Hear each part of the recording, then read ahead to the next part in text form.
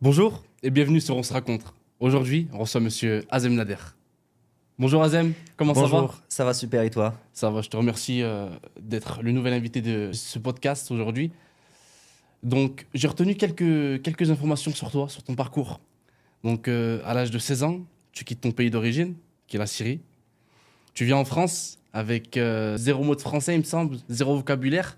Et donc, tu apprends le français en autodidacte. Je disais bonjour et merci. Tu vois, donc j'étais poli. Donc, bonjour et merci, c'est l'essentiel, je pense. Aujourd'hui, tu possèdes trois entreprises. En 2024, pendant les JO, qu'est-ce que tu fais?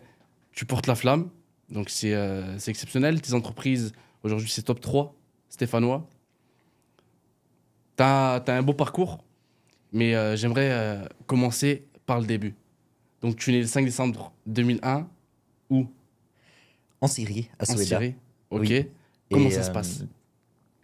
comment je suis né? À Non, l'hôpital. pas comment t'es né. Mais je veux dire, Euh, ta vie en Syrie. Époque de guerre. très bonne question, très bonne question. C'est vrai qu'on parle assez rarement de ces pays-là, tu vois, parce que, comme je dis souvent, l'Europe et ces pays-là, c'est pas du tout la même planète. Euh, Là-bas, tout est différent. Tu vois, tout est à l'ancienne, entre guillemets. Donc, Internet, bah, c'est pas comme ici, c'est pas aussi accessible, tu vois. Euh, Google Maps, tu l'as pas, par exemple. Tu n'as pas une adresse postale, adresse physique, boîte aux lettres, toute cette organisation qu'on a en Europe. Tu n'as pas des banques en ligne. Tout ce qui est Amazon et tout ça, ça n'existe Ok. pas. Et moi, je te parle d'aujourd'hui, tu vois. Donc, Ouais. t'imagines en 2001. Euh, donc, je suis né, bah, écoute, une ville classique, tu vois, enfin, une vie normale, parce que finalement, je suis né avant la guerre. Et donc, la guerre a commencé en 2011, Ok. aux alentours. Donc, tu vois, donc, j'ai pu vivre un peu, enfin, moi, tu vois, voilà, avant la guerre, pendant la guerre, Ouais. en 2011. J'ai fait mon école. J'ai détesté l'école, mais je l'ai fait quand même. J'ai commencé le sport à un jeune âge. Je pense que c'est quelque chose, en fait, qui m'a vraiment... c'est ce qui m'a construit. J'ai commencé par le karaté. D'accord. Ensuite, j'ai fait un peu de taekwondo, breakdance, football, tu vois, enfin, de foot. Football. C'est ça, football, tu vois. Et même, je me rappelle d'ailleurs, en faisant de foot, tu vois, à un moment, j'étais à fond. Parce que quand je fais Ouais. quelque chose, je le fais à fond. Donc, j'ai jamais fait plusieurs sports en même temps. Tu vois. Je faisais du karaté, je me suis dit, bon, allez, là, c'est cool, on arrête, on change de sport. Ensuite, quand je faisais de foot, je voulais faire des compétitions un peu nationales, enfin, pour représenter un peu ma ville dans les équipes. Et du coup, j'étais pas très bon. Mon coach il me disait toujours, non, non, enfin, je t'ajouterai après, je t'ajouterai après. Et une fois, tu vois, j'avais chopé c'est drôle, j'avais chopé la date de match et je me suis présenté. J'étais même pas invité, j'étais même pas sur la liste. Je me suis dit, non, non, moi, je veux jouer dans cette équipe-là. Et donc, je veux être ce jour-là.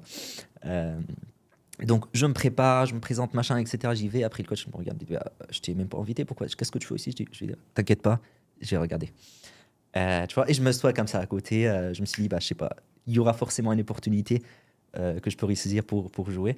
Et quelques moments plus tard, bah, un joueur dans l'équipe, il pète son genou. Après, il me dit, ah, il nous faut un remplaçant. Après, le coach, il me regarde.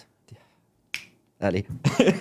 Et ensuite, tu gagnes le Et match. du coup, bah, c'était mon premier match, tu vois. Enfin, c'était trop bien. Et puis, j'en ai fait quelques-uns quand même. Et t'avais quel âge à ce moment-là? J'étais au lycée. Au J'étais lycée. au Ok. lycée, donc, ouais, 15, 16 ans. 15-16 ans. Même à 14, je sais plus. Ouais, donc Non, parce qu'à 16 ans, tu lycée. viens en France. C'est ça. Donc 14, ça doit être 14 ou 15 ans. Ok.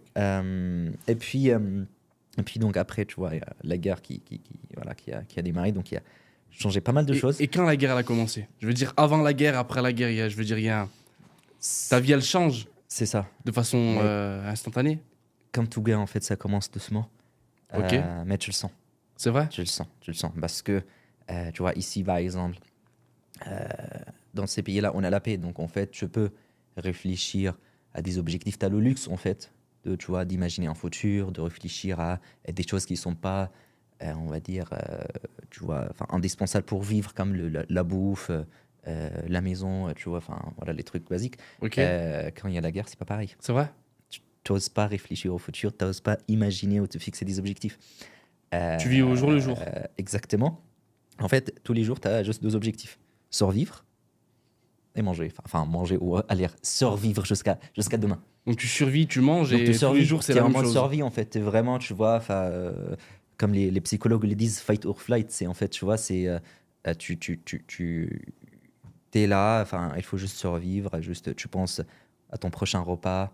Allez, comment survivre, comment ne pas se faire kidnapper, ne pas se faire tuer, et puis Parce que c'était vivre vraiment, jusqu'à. Ah oui, c'était vraiment dur là-bas. ah oui, c'est la guerre. Si tu restes tard, si tu rentres après le coucher de soleil, par exemple, bah là, tu as de grandes chances de te faire kidnapper. Ah, ils te kidnappent, carrément. Même on avait une règle, tu vois, c'était une petite technique là. Tu commences à inventer des techniques justement pour survivre.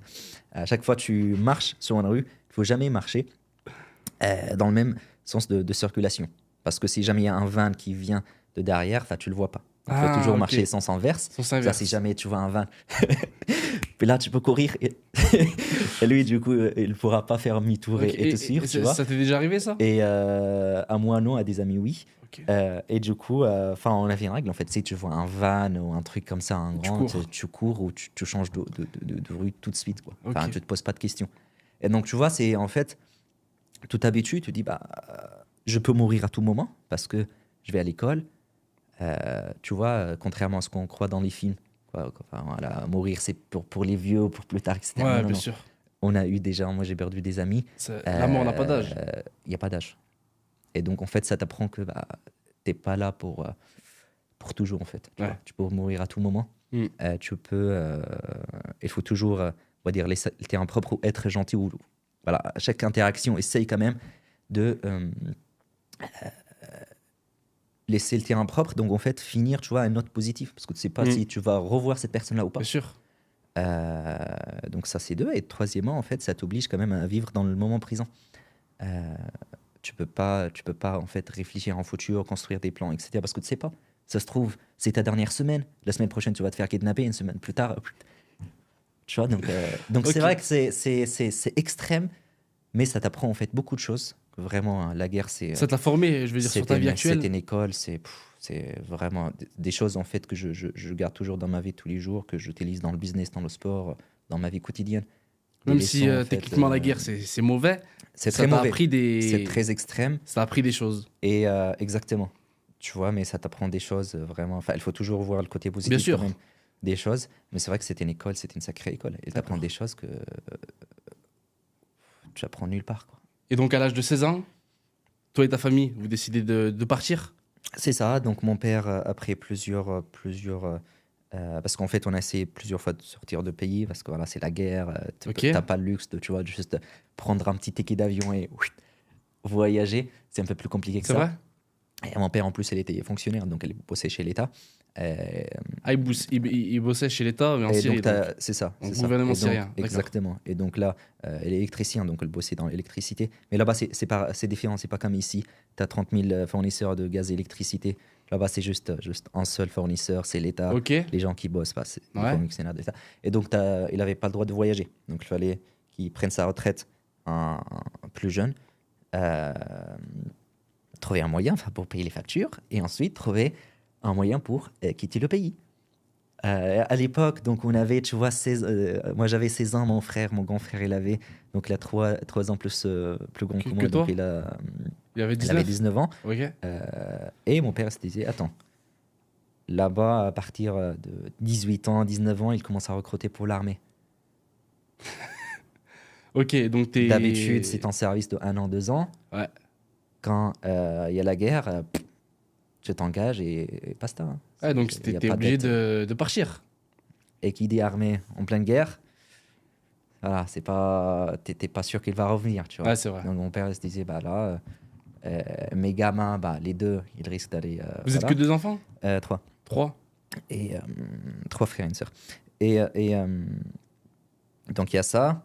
Le pays devient de pire en pire, il n'y a pas de sécurité, Ouais. tu peux pas partir de chez toi le soir. C'est en plein guerre, donc l'électricité, tu l'as pas H24 aussi. Tu vois, on avait même un rythme où 4 heures sans électricité, ensuite tu as 2 heures avec électricité pour charger En fait, ton c'était téléphone vraiment et tout ça. des conditions de vie horribles. Donc c'est juste la survie en fait, vraiment. C'est la survie, c'est pas... Tu vis pas là-bas, tu survis. Ok. Mais donc, à 16 ans, vous Et partez donc- de la Syrie, comment vous faites? Et donc mon père, il vend la voiture, il vend la maison. Ah, il vend la voiture, la maison. et dit, allez, on prend un billet, allez. Mais un billet de quoi? Pas d'avion. Un pays aller sans retour. Mais Bah, un billet tu vas d'avion. en Liban et après de Liban en fait parce qu'on connaissait des gens. Ah, d'accord. Et de Liban, on y allait en Parce que avion bien même française. en période de guerre, tu peux prendre l'avion. De la Syrie, non. C'est pour ça on est allé au Liban, tu vois, en voiture quoi. Enfin, Ah, mais en donc vous avez véhicule, traversé véhicule. les C'est ça. frontières C'est ça, c'est donc de ça. la Syrie pour aller au Là, Liban. c'était pas très carré. Voilà, on peut pas le partager sur internet. Bien sûr. C'était pas très. Voilà. Et donc tu vois, en véhicule au Liban. De T'arrives à Liban, quelle bah, ville? Beyrouth? Ouais. Ok, Et là, donc tu prends un avion et. directement à la penses- France? C'est ça. Non, non, non, non. Tu vois, en Guyane française. En Guyane française? Ouais. Ah bah oui, tu peux pas venir en France directement. Hein. Tu peux pas venir en Europe. Qu'est-ce que t'allais foutre en Guyane française? Bah, je suis réfugié, j'ai pas le droit, j'ai pas le luxe de choisir un pays, tu vois. Ok. J'ai dit, ok, bah là, je peux sortir. Allez, en fait, je fuis quelque chose. Je fuis la guerre. Ouais. Je suis pas en mode vacances, tu vois, je peux pas choisir. C'est bon, si tu me donnes n'importe quel pays, j'y vais, quoi. Et C'est- comment c'est passé je quand veux t'es arrivé survivre. là-bas? Tu vois, franchement, on était bien acquis. Donc, tu fais la demande d'asile. Enfin, tu deviens réfugié de guerre, du coup. Ouais. Donc, tu es sous la protection de l'État. Donc, ça, c'est cool. On étudie ton dossier. Tu as quand même de temps, tu vois, pour découvrir un peu la ville, le Ouais, pays, ouais. machin. Si tu es Mais accepté. c'est où en fait la Guyane française? J'en ai C'est aucune idée. en Amérique du Sud, à côté du Brésil. Donc, Ah, on est ok. même passé par le Brésil pour y aller. Donc, ouais, c'était un sacré voyage. Hein. Et donc quand t'es Ça arrivé change là-bas, tu savais complètement juste des dire trucs. bonjour et merci. C'est ça. Même merci, je l'ai appris dans un tabac parce que tu vois, je disais bonjour, après je parle, le mec il me dit merci. Je dis, merci, ça veut dire quoi ça? Après je regarde ça. Merci, ah oui, d'accord. Ok. Ah, ok. Ça marche, bonjour, merci, tu vois. Et c'est comme ça que j'ai appris en fait, c'est petit à petit, tu vois, tu commences à lire des bouquins, Ouais. tu regardes un peu les films, les séries avec les sous-titres, tu vois, en français. Et petit à petit, tu commences à Ok. apprendre la Et donc langue. tu restes combien de temps là-bas en Guyane française? 2 ans. Et ensuite tu viens directement donc en France. Après, exactement. Après, on vient en France parce que le dossier était validé. Donc, tu avais carte blanche en disant, OK, bah là, tu peux rester, tu as la carte de Et séjour. pour avoir un dossier valide, Tu qu'est-ce peux qu'il faut faire? étudier. Faut parler je français? sais pas, parce que les conditions changent souvent, mais en fait, euh, je pense hein, que l'État cherche à voir aussi que, voilà, est-ce que le mec là, il a un futur ici, est-ce qu'il va Ok. s'adapter, enfin, je sais pas. Et toi, il pensait Vraiment. que t'avais un futur. C'est ce qui me semble. Mais je veux J'avais pas dire, dire. est-ce que donc pour avoir les papiers pour venir en France, il fallait parler français ou pas? Non, pas bah non, non, Non, t'étais pas obligé. non, non. Et il fallait juste. Enfin, on a fait la demande d'asile. En fait, il étudie le dossier humain. C'est pas forcément, tu vois, les compétences sur le CV. Ok. Et enfin, on était une famille, donc on est venu en famille, donc tu as de grandes chances d'être accepté, voilà. Mais il y a beaucoup de monde qui étaient refusés. Hein. C'est vrai. Ouais. Donc Et là, c'est c'est- chaud. Hein. c'est Là, une chance. tu prends un ticket aller, tu vends la bagnole, la maison, etc. Tu vas après, on dit ah non, t'es refusé. Et là, t'es foutu. Hein. Ah, Tu t'es vas cuit. pas rentrer. Ah, bah oui, Ah, et t'as une déjà, chance pas il y a de. de grandes chances quand tu rentres, tu vas en Ouais. prison directement. Et là, c'est foutu. Hein. C'est pas. Je te dis, c'est la guerre, c'est Ah, mais trop, une fois une fois que t'es en Guyane française, le but c'est de pas retourner en Syrie. Hein. Ouais. Mais si on te refuse ton dossier, tu Et fais bah, tu pars au Brésil, tu vas dans la forêt, je sais pas ce que tu fais, mais. Mais tu retournes pas en Syrie, c'est la guerre. quoi? Ouais. Dans tous les cas, tu vas te faire buter. Donc, Ouais, bah, écoute, heureusement que le dossier était accepté. Bah écoute, sinon donc je serais voilà, pas là. heureusement. Ouais. Et donc, t'arrives en France. J'arrive en France, bah là, je parlais un peu français parce qu'en Guyane, et ça aussi, j'avais pas 18 ans pour, tu vois, enfin être, on va dire, aller à la fac et tout ça. Ok. Et j'avais plus de 16 ans. À l'époque, j'avais 16 ans et demi, 17 ans. Et en fait, entre 16 et 18, donc légalement, tu n'es pas obligé d'être à l'école. Ouais. Et donc, c'était très compliqué de trouver une place à l'école. C'est pour ça, moi, j'ai pas pu. J'ai raté quelques années parce que, enfin, on te trouve pas de place parce que l'éducation à ce Parce que quand âge-là, elle est t'étais pas en Guyane, obligatoire. t'étais à l'école ou pas? Non. Ah, t'étais pas à l'école. Non, j'ai pas trouvé de place. Et vu que c'est pas obligatoire, donc voilà, tu passes à côté, etc. Ah ouais. Donc c'est vrai qu'il y avait un an ou un an et demi quand même où tu vois, j'étais un peu à la maison comme ça toute la journée. Donc il fallait se fixer des objectifs pour ne pas tomber en dépression entre guillemets. Ouais, bien sûr. Tu parles pas la langue, tu connais personne, tu connais pas le pays, t'es vraiment, enfin, tu sais pas où tu es, tu vois, et tu dois apprendre la langue, tu dois, je sais pas, faire transport, etc. En fait, tu te fixes Ah, bien des sûr, bien objectifs sûr. au quotidien juste donc- pour survivre, pour continuer. Et donc, le français, tu l'apprends tout seul? Je l'ai appris tout seul. En combien de temps? J'ai mis du temps, j'ai mis du temps. Enfin, il m'a fallu un an quand même pour pouvoir, tu vois, tenir des conversations avec des gens. Ouais. Quand les gens te parlent, pour que tu puisses pas aller acheter des baguettes, comprendre un peu ce qu'on te dit, tout ça, tu Ouais. vois. Et petit à petit, tu commences à ajouter du vocabulaire, Bien sûr. affiner Est-ce que le tu avais une truc. méthode? Oui, Moi, j'ai méthode vu assez que tu classique. apprenais 20 mots par jour. Est-ce que c'est C'est vrai? ça, en fait, c'était l'objectif. Hein. Ah, mais en général, C'était c'était. l'objectif, mais oui, en fait, c'est vraiment, il faut tout simplifier. Il faut tout simplifier. Moi, C'est-à-dire, je me faut suis tout dit, attends, la simplifier. langue, c'est quoi? C'est juste un pack de mots, Ouais. tu vois. Il y a tout ce qui est grammaire, machin, etc. Mais la langue, c'est quoi? C'est des mots. Donc finalement, si Ok. j'ai beaucoup de mots, j'ai beaucoup de vocabulaire, donc je serai capable de comprendre et de Et de discuter, parler, bien sûr. Et donc je me suis dit, bon, bah allez, on va, je sais pas, sur Internet, machin, j'ai téléchargé des applications, les Duolingo et tout ça.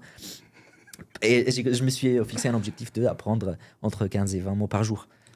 Et tous les jours, tu vois, je me posais alors, tac, tac, tac, allez, je commençais à apprendre euh, le français, Et tu donc, lis un en peu un des an, bouquins. t'as accumulé combien de mots? Alors, j'ai pas respecté la routine tous les jours quand même. Hein. Ah, donc t'as triché. Euh, oui, oui. Parfois, je ratais ça, tu vois, pour faire mon sport et tout. Ok. Mais bref. Mais oui, tu peux assez rapidement avancer, je dirais. Tu vois, parce qu'une fois, tu dépasses, on va dire, les 1000, 1500, 2000 mots dans Ouais. une langue, normalement, tu es capable de comprendre, d'animer une conversation, de parler, etc., etc. C'est vrai que le grammaire en français, c'est très long. L'oral, c'est compliqué. Ok.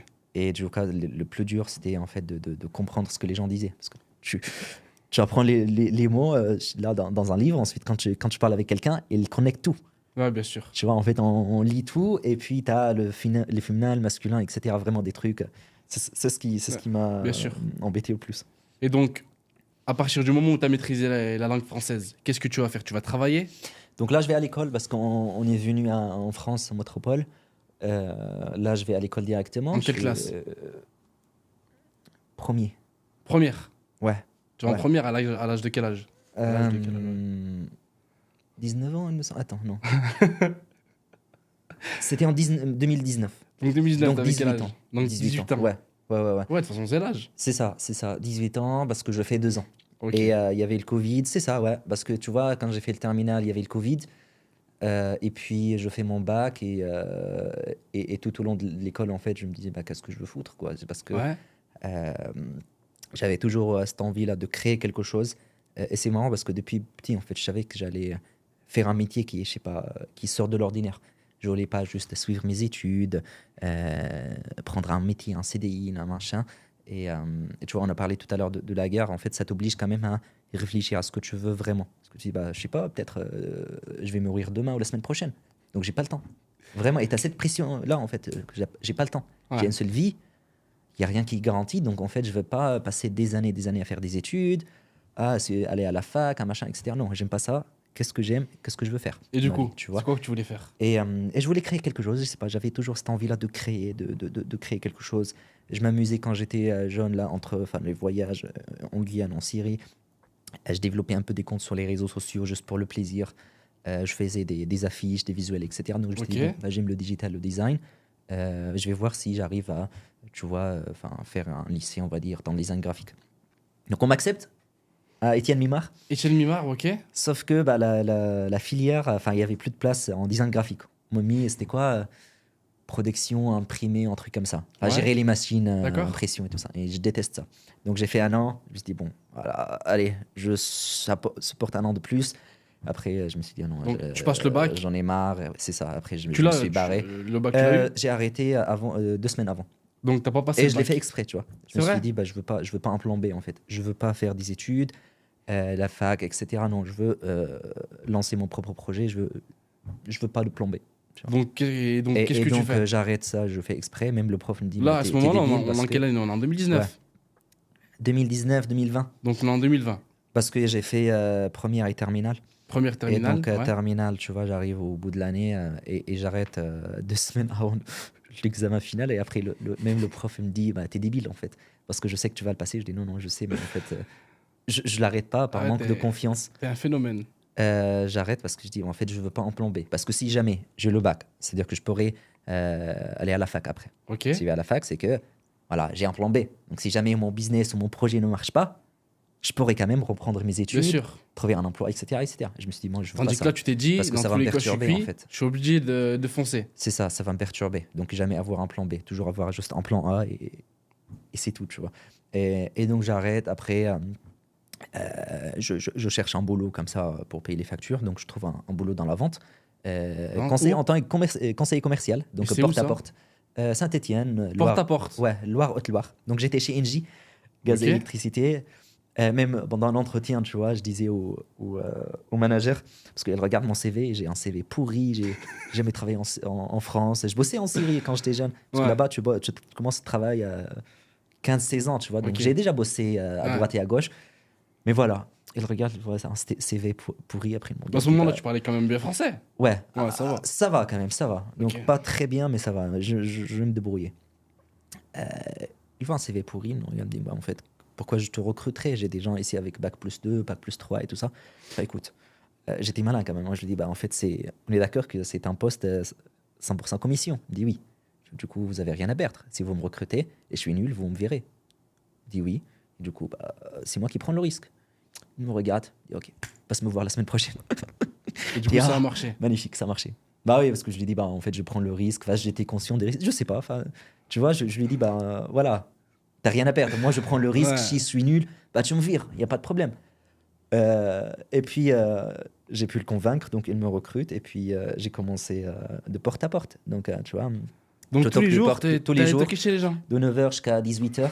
Parfois, tu commences un peu plus tôt. Donc, tu imagines toute Ouais. la journée là, tu toques, tu toques. Oui, bonjour, Engie, gaz, électricité. Bam, Ah, mais tu c'est prends une ça. porte, tu prends une porte. Au Déjà, bout de même moi, quand on 10, m'appelle au 15 téléphone, portes, oui, bonjour, Jérôme, je raccroche direct. dans la vraie vie, c'est 10 fois plus dur. Parce Ah, qu'en mais fait, les gens ils j'imagine. te regardent dans les yeux, après, bam, ils claquent la porte. Et c'est très dur. Au début, les 10 premières portes, ça écrase ton ego. Hein. C'est Ah ouais, vraiment. carrément. Ah ouais, ça. Et donc, tu vois, mais petit à petit, j'ai commencé à affiner mon pitch, à essayer de. Et tu gagnais être tu un gagnais peu ta vie avec plus- ça? Ah bah, j'étais 100% commission, donc si je vendais pas, je gagnais pas ma vie. Et le Et je premier veux dire- mois, j'avais fait 232 euros. Ah ouais. Et c'était le meilleur salaire que j'ai jamais touché. Parce qu'en fait, je m'étais dit, putain, mais c'est grâce à mes ventes, à mon travail que j'ai gagné ça. Bon, c'est que dalle.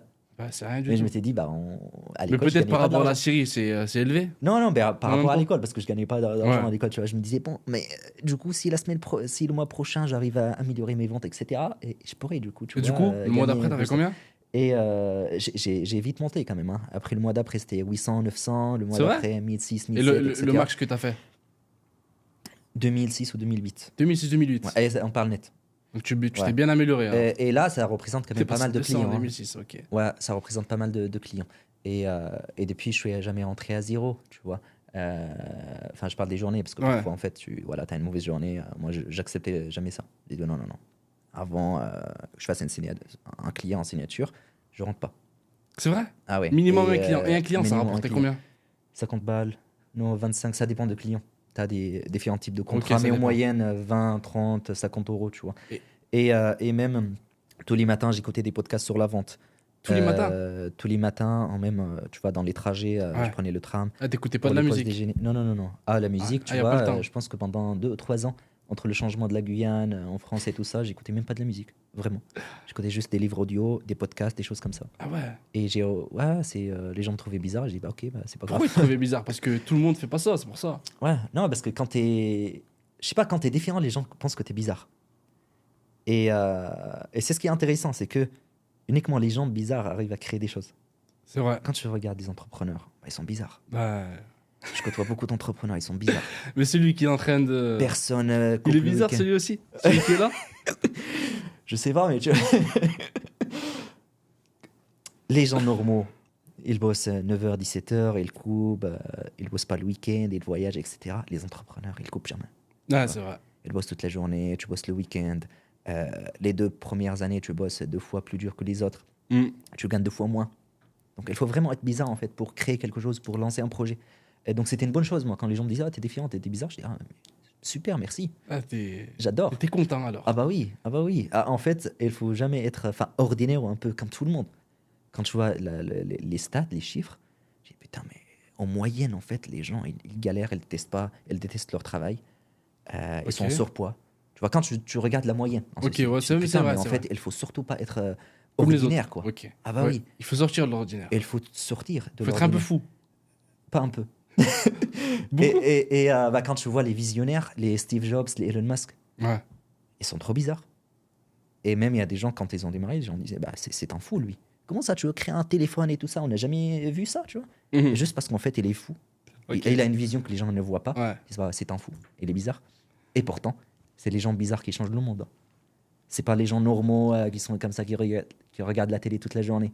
C'est les gens bizarres. Donc qui aujourd'hui, écoutent pas de musique. si t'as un conseil, c'est d'être bizarre. Si t'as un conseil pour une personne, c'est Les gens, bizarre. les gens, ils vont prendre cette phrase-là sur les réseaux sociaux, ils vont la tourner, ils vont commencer à faire des trucs bizarres. Donc je vais reformuler. Soyez différents, pas bizarre. Ok. Mais parce que regarde, tout le monde veut une vie extraordinaire. On est d'accord? Ok. Si on te demande est-ce que tu veux une vie Bien sûr. ordinaire ou extraordinaire? Extraordinaire. Et donc, pourquoi tout le monde fait des choses ordinaires s'ils veulent une vie extraordinaire? Si tu veux un corps extraordinaire, tu dois fournir un effort extraordinaire. Tu Bien dois sûr. aller à la salle, tu vois, voilà, machin. Pour le business, c'est pareil. Ok. Tu vois, tu veux un business extraordinaire, bah, tu dois être extraordinaire. Tu dois bosser plus que les autres, mieux que les autres, différent que les autres, Mm. tu vois. Donc voilà, donc en fait, c'est simple, c'est logique. Donc tu veux une vie extraordinaire, fais Des choses extraordinaires. Des choses extraordinaires. Ça marche. Et donc si tu veux une vie différente que les autres, fais quelque chose de différent, sois différent. Donc là, on va revenir un peu au travail que tu faisais. Donc pendant un an, tu l'as fait. Ouais.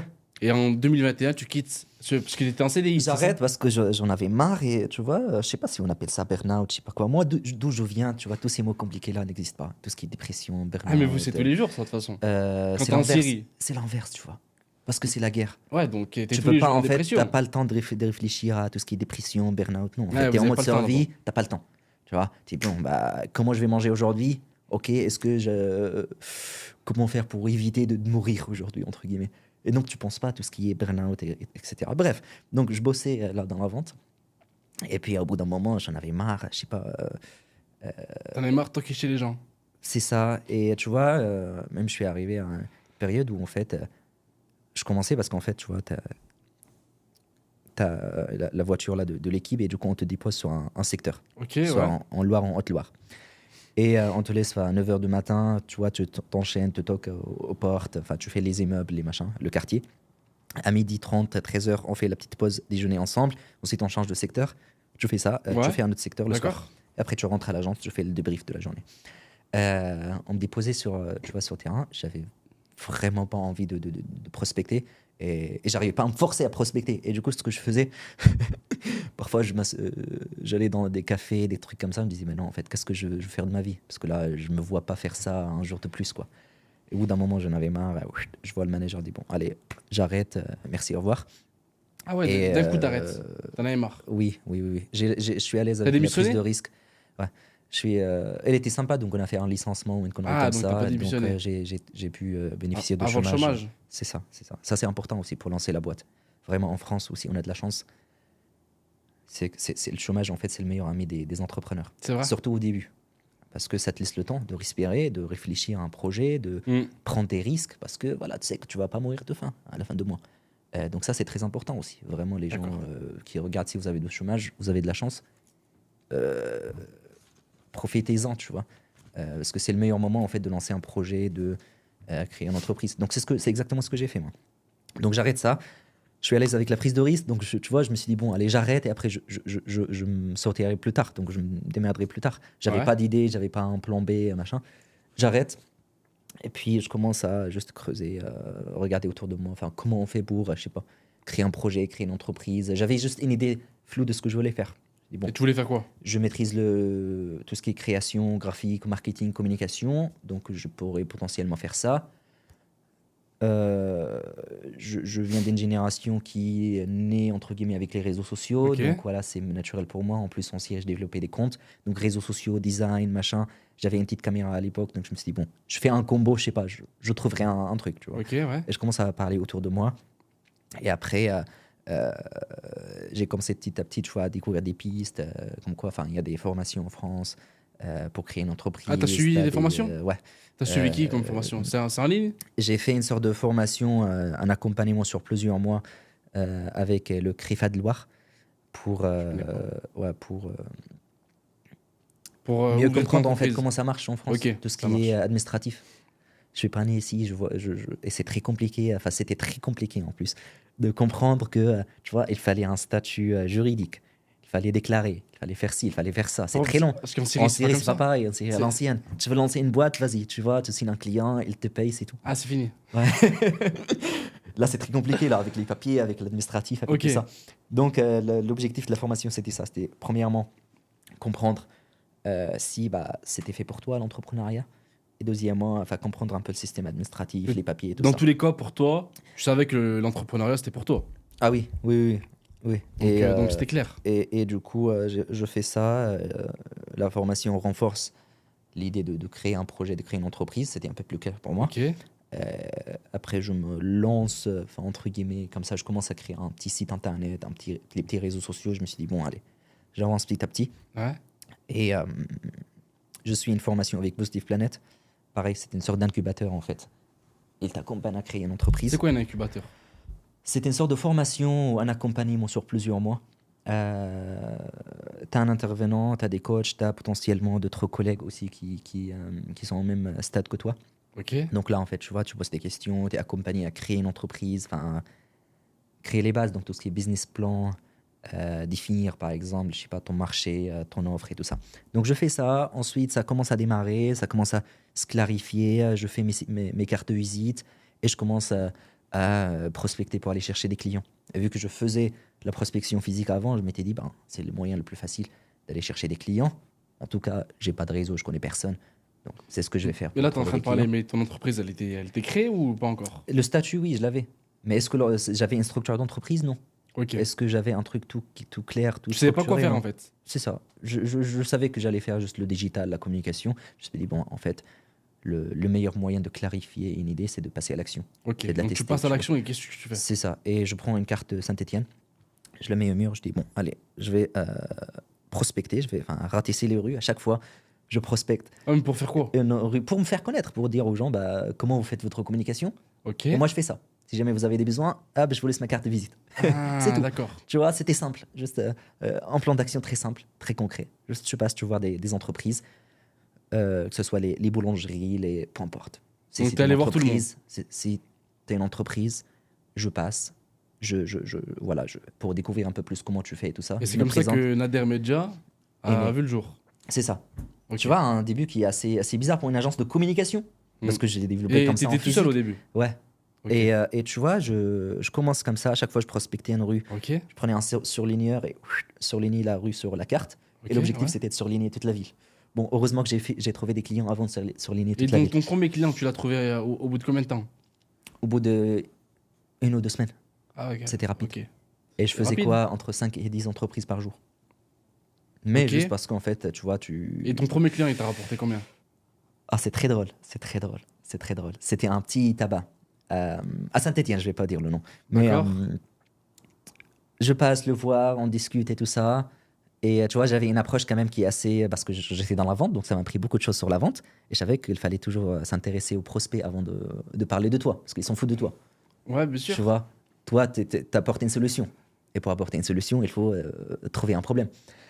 Et donc, je passe, je vois un petit tabac comme ça de coin. Je me suis dit, allez, je passe le voir et je discute. Ouais, ça fait combien de temps que tu es là et du coup, comment ça se passe et tout. Et après, il me dit, oui, c'est vrai que j'ai envie de lancer un snacking parce qu'on est à côté d'une université, ça peut être pas mal d'attirer les jeunes. J'ai dit, ok, trop bien. Mais tu comptes faire comment du coup pour communiquer ça? Oh, je sais pas, mais tu sais, il faut que je trouve quelqu'un pour faire la communication. Je dis, oh, très bien, bah écoute, c'est marrant parce que c'est mon métier. Et tu vois, on a commencé à communiquer, il me dit, ok, mais passe me voir demain. Et bref, on finit par travailler ensemble. Donc, j'ai fait une séance photo, non, 2 séances photo, les flyers, le menu restaurant, enfin 2 menus parce qu'il y avait beaucoup d'allers-retours et tout ça, les réseaux sociaux, et le site internet. Ok. Donc, un gros projet qui m'a pris 3 mois, j'avais facturé 600 €. 600 €? Ouais. Et j'étais très content. J'étais C'est très vrai? content. Ouais, j'étais très content parce que je m'étais dit, putain, mais c'est vrai, c'était une vraie entreprise. Parce que là, il y a des gens qui me font confiance, qui me payent pour faire ça. Bien sûr. C'était beaucoup de boulot. T'imagines 3 mois de boulot pour Et 600, qu'est-ce que 600 balles. ça a apporté au tabac? Ah bah, elle était très content, le mec. C'est vrai? Ah Beaucoup bah de oui, clients, ça a beaucoup super de... bien marché. Et du coup, tu vois, ça m'a... donner l'espoir, en fait, je m'étais dit, bah, en fait, c'est pas juste une idée dans ma tête. Non, c'était une vraie entreprise, tu vois. Il y a un mec qui m'a payé, il ne me connaissait pas. Il m'a payé pour faire ça. Il est très content. Ça lui apporte des clients. Et donc, il y a de potentiel. Bien sûr. Et par donc, la je suite, commence à prospecter à droite et à gauche. Ouais. Je passe voir ensuite mon maître de stage. Enfin, j'avais fait un stage chez lui quand j'étais au lycée. Je passe le voir pour prendre des nouvelles et tout ça. Et après, je lui dis, bah, tiens, maintenant, je fais la communication. On finit par bosser ensemble. Donc, pour moi, c'était une fierté personnelle aussi. J'avais fait un stage et 2 ans plus tard, bah, je bosse avec lui en tant qu'entreprise. Et puis, ça a commencé comme ça. Petit à petit, ça s'est développé. Et ça s'est développé jusqu'à accompagner plus de 160 entreprises. C'est ça, c'est ça. Bah, aujourd'hui, c'était une très belle réussite, là, Nader Media. On était nommé top 3 à Saint-Etienne l'année dernière ou l'année d'avant. Techniquement, top 3, ça veut dire quoi? Ça veut dire que tu es très bien référencé par rapport aux autres. Tu as pas mal de retours clients positifs. Ok. Tu es assez connu dans la ville. Tu vois, les gens te font confiance, ils reconnaissent quand même le nom et tout ça. Donc, c'était une question de notoriété. Enfin, et aussi, le site là qui a fait le test aussi, ils ont fait un gros truc en fait. Une sorte d'enquête sur une dizaine de points. Ils passent tes services en revue. Le service client, les avis clients, enfin plein de trucs, tu vois. Ils diagnostiquent beaucoup de choses et ensuite, ils font une sorte de scoring. Donc l'entreprise avec le plus de points, entre guillemets, hop, voilà, elle passe avant. Et du coup, tu vois, on a pu accompagner beaucoup d'entreprises. On a bossé avec des grosses boîtes parisiennes avec une centaine de salariés. Donc, ouais, quand tu vois le début en 2021 et là où on est aujourd'hui, putain, c'est cool ça. Mais du coup, c'est quoi le secret pour réussir? Il n'y a pas un secret en fait pour réussir. T'es passé de 0 à 160 entreprises C'est que juste, tu as tu accompagnées. vois, c'est une très bonne question. Très bonne question. Ah, mais je sais, je pose que des bonnes questions. Ouais. C'est quoi le secret? Je veux dire, c'est quoi qui a fait ta réussite? Pourquoi les gens aujourd'hui, ils te font confiance? C'est parce que j'ai une vision un peu. J'ai jamais vu l'entreprise comme une entreprise, en fait. Je le voyais plutôt comme. Moi, j'aime bien tout simplifier, tu vois. Je vois l'entreprise juste comme une solution à un problème chez les gens. Et je sais que, tu vois, pour moi, la vente, c'est pas aller pitcher quelque chose, convaincre un c'est gars pas ton objectif, de je veux te dire, payer. ton objectif quand tu vas voir quelqu'un, c'est pas lui dire, voilà, ça va te coûter ça. En Tu fait- vas lui exposer l'idée et tu vas lui dire, voilà, j'ai la solution à ton problème. En fait, il faut toujours avoir l'équilibre entre, tu vois, se détacher de résultats, mais en même temps, on va dire, se donner les moyens pour y arriver. C'est-à-dire, donc, quand tu vois un client, tu es professionnel, tu es bien préparé, etc. Mais en Ouais. même temps, tu es détaché de résultats. Parce que pour moi, j'ai fait tout ce que j'ai pu faire, tu vois. Donc, je m'en fous s'il va signer ou pas. C'est vrai. Autrement dit. Ah, bien sûr, bien Donc, sûr. moi, je pense que ça jouait un grand rôle quand même. Hein. Vraiment, ça fait partie des raisons principales derrière la réussite de Nader Media. C'est que j'ai jamais vu les gens comme des chiffres ou comme des contrats, en fait. Et donc aujourd'hui, ça Chaque continue. fois, ah oui, oui. Même l'équipe là, on a 2 commerciaux qui gèrent ça. Et il y avait une grosse formation au début. Moi, je leur ai dit, OK, commerciaux, je sais qu'on parle toujours des chiffres. Moi, je m'en fous de ça. Moi, ce que je veux, c'est que vous puissiez en fait représenter notre approche. C'est que vous puissiez en fait traiter les clients comme moi, en fait. Donc tu es Tu vois. parti tout seul, tu as commencé Nader Media et aujourd'hui, vous êtes combien au sein de Il l'entreprise? y a 2 commerciaux, il y a moi, il y a un community manager en freelance. Il y a souvent des stagiaires qui viennent, qui partent, des alternants. Donc, en moyenne, on est quoi 4-5. On a formé beaucoup de stagiaires quand même, donc une dizaine. Tu vois, l'autre jour, je regardais un peu mes contacts et là, dans le dossier équipe Nader Media, j'ai 17 personnes par exemple qui sont passées par l'entreprise. Ok, Donc c'est trop bien. C'est bien. Et il y en a beaucoup qui ont adoré la culture de travail, qui se recommandaient. Il y a beaucoup de stagiaires d'ailleurs qui nous trouvent comme ça par recommandation. Donc ça fait plaisir. Bien sûr. Tu vois, mais juste pour finir sur le point précédent, le plus important, c'est en fait de faire ce que tu as à faire, mais d'être détaché de résultats. Et donc, à chaque fois, j'ai un client, je dis, OK, bah, moi, mon rôle, c'est de l'accompagner parce que je suis le pro de communication. Ils viennent me voir avec un problème. OK, je vais diagnostiquer le problème. Ensuite, je vais proposer une solution. Basta. Ils signent pas, je m'en fous. Je sais qu'on va toujours laisser le terrain propre, on va garder un bon relationnel. Il y en a beaucoup qui me font perdre beaucoup de temps, entre guillemets, parce qu'on fait beaucoup de rendez-vous et tout ça. Et nous, on filtre pas, en fait. Quand on est en rendez-vous, on donne. Tu vois, on donne des conseils, comme si on bossait déjà ensemble. Et il y en a Ok, beaucoup en fait bien qui sûr. voilà, profitent de ces rendez-vous, ils partent, aucun problème. Et du coup, Quelques mois plus tard, ils reviennent. en parallèle de Nader Media, qu'est-ce que tu fais? Tu vas lancer une deuxième entreprise qui est l'incubateur virtuel. Exactement, exactement. Entre les deux là, j'avais lancé le podcast. D'accord, Donc avant ça, il y a le podcast. exactement, les 6 questions podcast. Un concept assez simple où je vais pas promouvoir mon podcast sur ton podcast, ça va faire bizarre. Pourquoi pas, mais t'as le droit. C'est un plaisir. Des interviews avec des dirigeants d'entreprise, avec des personnes extraordinaires ou différentes, tu vois. Et le challenge est simple, c'est juste d'extraire leurs meilleurs conseils, leur pesant 6 questions uniquement. 6 questions. 6 questions. Ok. Et c'est un gros challenge de choisir les 6 C'est bien, là on est dans un podcast et on parle de ton podcast. Et tu vois, donc je l'ai lancé, voilà. Et Ouais. la troisième entreprise, là, c'est la petite pépite là La cerise sur le qu'on gâteau. a lancée, c'est ça. C'est l'incubateur virtuel. Moi, pour créer mon entreprise, j'ai suivi 2 incubateurs physiques. Ils m'ont beaucoup aidé pour créer mon entreprise, pour structurer, pour développer ma boîte. C'est ce que tu as évoqué tout à l'heure. C'est ça. Positive Planet et entrepreneur dans la ville. Je les aime bien, je les apprécie bien. Je m'étais dit, il y a quelque chose à améliorer. Tu vois, Bien on sûr. accompagne des clients dans la communication. Il y en a beaucoup qui viennent nous voir pour régler un problème, tu vois, de communication. Après, quand je creuse, je dis, putain, mais en fait, votre problème, c'est pas la communication. C'est que derrière, vous avez une offre qui est très floue. Votre client n'est pas assez clair. Enfin, votre cible n'est pas assez claire. L'entreprise est mal structurée. Donc, même Ok. si on bosse la communication, ça va servir à rien. On aura de la notoriété, mais le produit il est mal présenté, etc. Donc en fait, il y a, tu vois, des choses à creuser derrière. On a commencé à proposer la stratégie. Ok. On s'est dit, bon, là, voilà, c'est beaucoup mieux. Au moins, ils ont une stratégie. On fait la stratégie. Encore une fois, t'as beau avoir la meilleure visibilité, la meilleure stratégie, si l'entreprise n'est pas bien structurée derrière, si l'offre n'est pas optimisée, si tu vois le parcours client n'est pas optimisé, tu auras la notoriété, mais tu vas signer que dalle. Tu vas pas signer de clients parce que ça va pas marcher. Tu vois. Ou tu vas les signer, mais tu Là, vas c'est pas vrai. les fidéliser. Donc, je me suis dit, tu sais quoi, on fait jamais les choses à moitié. Donc, je vais tester avec plusieurs clients, les accompagner de A à Z. Je dis, tu viens, on va retravailler ton offre, on va retravailler ta cible, on va retravailler ta stratégie, on va retravailler ça, et ensuite on va bosser la communication et t'aider d'aller chercher des clients. On l'a testé avec plusieurs clients, ça a cartonné, ils étaient très contents, ça a super bien marché. Et en plus, ce qui est génial, c'est que tu vois, les 2 formations que j'ai suivies, les 2 incubateurs, ils m'ont appris quand même les bases de la création de l'entreprise. Tout ce qui est études de marché, modèles économiques, etc. J'ai commencé à intégrer ça dans l'accompagnement avec mon cœur de métier, ce qui est digital, mais aussi les principes que j'ai appris dans la vente, j'ai commencé à les transmettre aux clients.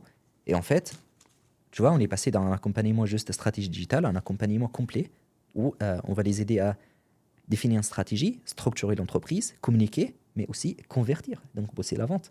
Bien sûr. Et donc c'est là où l'incubateur est né. Et depuis, on n'a pas encore fait le lancement public. Donc ça fait quoi, 1 an là on a des clients, on fait les stratégies de prospection Bien pour sûr. développer. Ça marche super bien. Et donc là, cette année, on va faire le lancement public. Et donc Ok. là, c'est le petit bébé, là, la petite pépite des entreprises. Et Ça pour marche l'instant, super vous bien. avez eu combien de On a clients? plus de 20 personnes dans Plus de 20 l'incubateur. personnes. En Donc, moyenne, tu vois. C'est un bon chiffre? Très bon chiffre. Ok. Très bon chiffre par rapport aux incubateurs. En sachant que c'est pas un incubateur, tu vois, comme ceux de l'État. En fait, c'est un truc physique, c'est long. Ça, c'est en ligne. Il faut passer par les subventions. C'est 100% virtuel. Donc, si tu habites dans un petit village, tu as accès à ça quand même. Tu vois, c'est l'inconvénient des incubateurs. Ok. Il y a des incubateurs magnifiques. Moi, quand j'ai créé mon entreprise, j'avais envie d'intégrer des incubateurs, mais ils sont à Paris. Je ne peux pas taper la route toutes les semaines Bien sûr, ouais. pour faire une journée avancer au rythme des autres et tout ça, tu vois. Donc je m'étais dit, c'est débile en fait, il faut changer ça. Et c'est un truc 100% virtuel, numérique. Tu peux avancer à ton rythme. Si tu as envie de dégommer tout le programme et avancer en 2 mois, tu peux le faire. Ok. Si tu as une vie chargée parce que tu gères plusieurs entreprises, parce qu'on a des gens qui ont plusieurs entreprises qui ont 15, 20 ans d'entrepreneuriat, tu vois. Et donc en fait, ils n'ont pas le temps. Et donc ils en mettent l'avance sur plusieurs mois. Donc en fait, c'est 100% personnalisé. Tu as une communauté, on se fait des appels assez souvent, donc c'était une révolution. Bien sûr. C'était une révolution. Et donc, c'est quoi les retours des entrepreneurs? Ils aiment bien ton Il adore ça. concept? Il adore ça. On a une cliente, notamment, beaucoup d'histoires de réussite. On a une cliente là, elle m'a fait plaisir. Elle m'a fait un retour il y a quelques semaines. Elle est graphiste, une maman. Et là, son entreprise depuis 1 an ou 2 ans. Elle a jamais fait de la prospection. Avec la communication, elle n'est pas trop à l'aise. Enfin, un profil classique des freelances. Donc, en fait, elle maîtrise super bien son métier.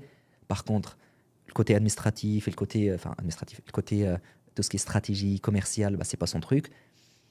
Et donc, il n'arrive pas à développer son entreprise. On s'était dit, bon, allez, on va retravailler ton positionnement parce que tu es graphiste comme les autres. Et il y a beaucoup de graphistes sur le marché. Donc, il faut trouver un moyen pour te différencier quand même. Tu vois. Donc, on a commencé par ça. Travailler sur ce qu'on appelle le positionnement. C'est comment tu vas te positionner par rapport aux autres graphistes. Ok. Tu vois, pourquoi ton offre est unique? Pourquoi moi, je passerai par toi et pas par, je sais pas, la graphiste qui est sur Internet? Donc, positionnement, offre, la cible à qui tu veux t'adresser. On est en 2026. Les entreprises qui travaillent avec tout le monde, ils sont pas légitimes, quoi. Enfin, il faut se spécialiser, il faut avoir une cible précise, tu vois, un client type pour l'aider au mieux. Et par la suite, une fois on a ces bases-là, on va mettre en place ce qu'on appelle la proposition de valeur. Ok. Qui je suis, qui est-ce que j'aide et comment je le fais. Tu vois, différemment, en quelques phrases. Comme ça, les gens ils comprennent en quelques mots qui tu es, qu'est-ce que tu proposes et pourquoi je passerai par toi, en gros. Ok. Et tu vois, c'est un gros travail stratégique. Généralement, quand on pense à l'acquisition, on pense qu'il faut faire plus de communication, plus de prospection. Non. Déjà, il faut optimiser les bases, comme si quand tu construis un immeuble. Tu vois, on va travailler les bases et par la suite, on va commencer à construire. On a fait ça. Le premier mois, il a signé 2 clients. On n'avait même pas bossé la stratégie ni la prospection, tu vois. Il a signé 2 clients par rapport à avant. Avant, il avait en moyenne un client par trimestre. Donc déjà, une grosse croissance. On commence à travailler la stratégie de communication. Les gens commencent à la contacter via LinkedIn, via Instagram et ça se développait. Donc ça, c'est un très bon exemple. On a d'autres personnes aussi qui ont déjà des entreprises, mais qui ont déménagé ou changé de vie. Bien sûr. Et vu qu'elles dépendaient de bouche à oreille, là, il n'y a plus de bouche à oreille, bon courage. Et donc là, on a dû mettre en place une sorte de stratégie d'acquisition de A à Z pour les aider à trouver des clients. Mais Donc, en gros, la promesse, on va dire, ou l'objectif qu'on a pour tous ces incubés-là, ces entreprises, c'est qu'ils puissent avoir un système récurrent pour générer des rendez-vous qualifiés. Moi, c'est ce qui m'intéresse. Si tu as une méthode pour générer des rendez-vous qualifiés avec tes prospects, tu as tout gagné. C'est que tu es capable d'aller chercher des chiffres, d'aller chercher des clients, etc., etc. Et donc, en fait, tu vois, on fait tout pour qu'ils puissent générer des clients d'une manière autonome, quoi. d'accord. Générer des rendez-vous. Donc, qu'est-ce qu'on pourrait en retenir en une seule phrase de ton incubateur? C'est un accompagnement qui va structurer ton activité de freelance, B2B idéalement, et t'aider à générer des rendez-vous qualifiés avec des prospects. Ok. Tiens, ce pitch. Maintenant, on va reparler un peu de ton podcast. Donc, Ok. tu m'as dit les 6 questions. Ouais. C'est quoi ton objectif et je veux dire le symbole derrière ce podcast? C'est de montrer aux gens que rien n'est fait par hasard. Quand on voit un gars à succès, on pense toujours qu'il a de la chance. On dit, ah ouais, lui, il a de la chance. Ah, lui, il vient d'une famille riche. Ah, lui, machin. En fait, quand on parle de la réussite, que ce soit en France ou ailleurs, quand on parle de la réussite, il y a toujours les excuses qui viennent derrière.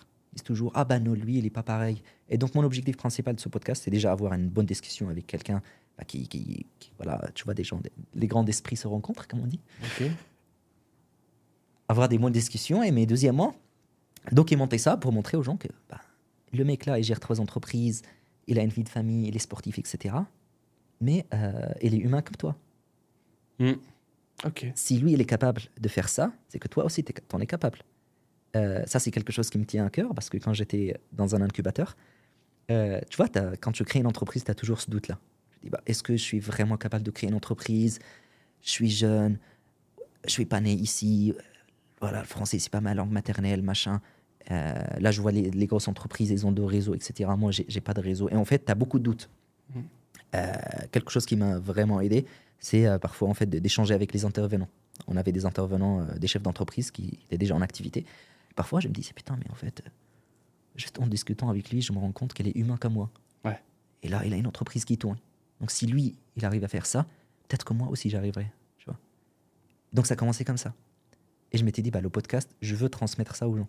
C'est bien, ouais, c'est un bon message. Sur le podcast, je reçois pas que des entrepreneurs. J'ai aussi des champions du monde. Champion du monde. De boxe, par exemple. Que ce soit boxe française. Ce sont mes coachs en plus. Pas ce soir-là, je vais boxer avec eux. Richard Carbone et Romain Carbone. Ils ont fait plusieurs fois champion de France, plusieurs fois champion d'Europe et une fois champion du monde. Deux frères, tu vois. Et je me dis, généralement, quand on parle des champions du monde, on pense que c'est des Superman, etc. Non, venez, je vais vous montrer que ce sont des humains comme vous. C'est que tout passe par le travail. On peut être champion du monde, on peut être entrepreneur, on peut avoir plusieurs entreprises si en fait on se donne les moyens, tu vois. Si on travaille, si on a la discipline, si on met, tu vois, comme je disais tout à l'heure, un effort extraordinaire pour avoir un résultat extraordinaire. Une vie extraordinaire. Ah non, mais complètement. Donc en fait, c'est vraiment c'est le message. C'est un beau projet, toi.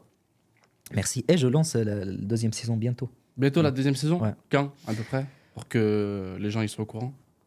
Ça va me faire une deadline là. 2026, 2027. Je pense lancer. 2027, c'est trop long. Ok, 2026. C'est loin. Bah oui. Allez, 2026, juste pour toi. C'est vrai.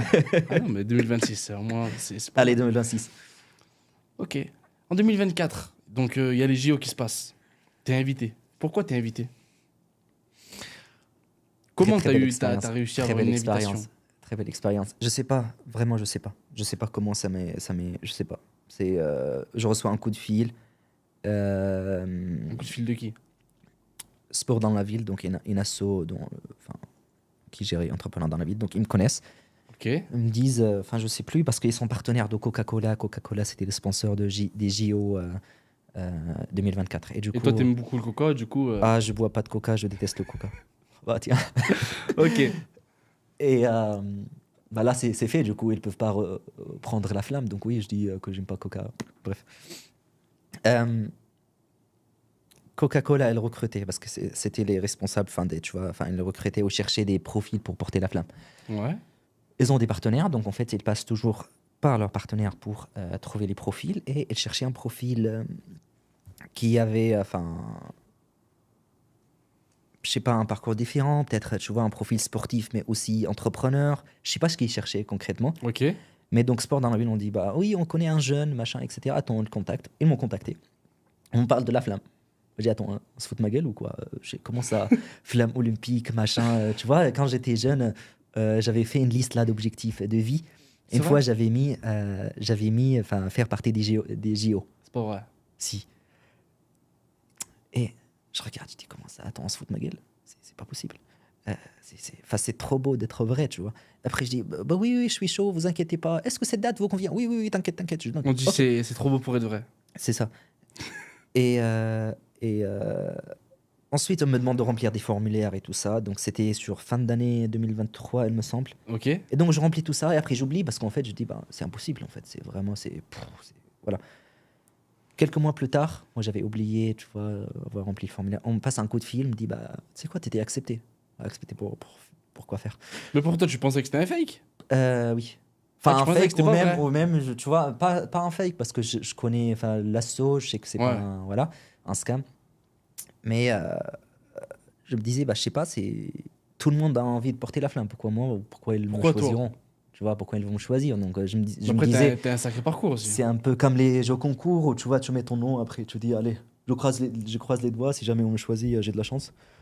Et après, on m'appelle, on me dit, oui, du coup, c'était en janvier en plus, tu vois. On m'appelle, on me dit, t'étais accepté, porter la flamme et tout ça. Je dis, waouh, magnifique, incroyable.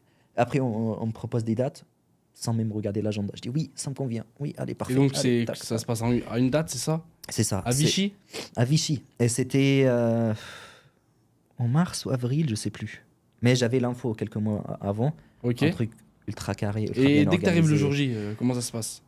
T'arrives le jour J, ouais. Parce qu'avant même le jour J, tu vois, tu reçois des mails avec un peu le plan, le programme de la journée, des choses à retenir, bien parce sûr. que t'as pas le droit d'avoir ton téléphone sur toi et tout ça. Donc en fait, il y a beaucoup de choses.